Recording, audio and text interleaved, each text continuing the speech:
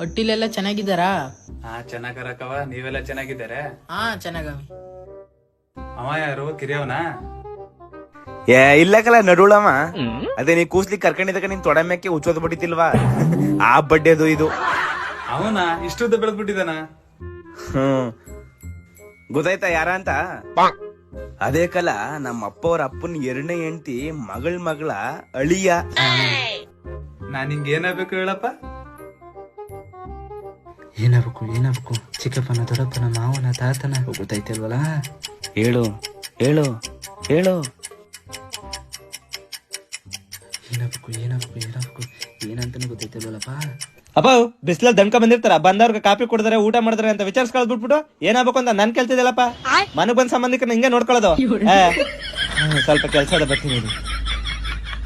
ಅಲ್ಲ ನನ್ ಗಂಡ್ಗೆ ಒಳ್ದದ್ ನನ್ ತಲೆ ಒಳಿನೇ ಇಲ್ವಲ್ಲ. ನೀ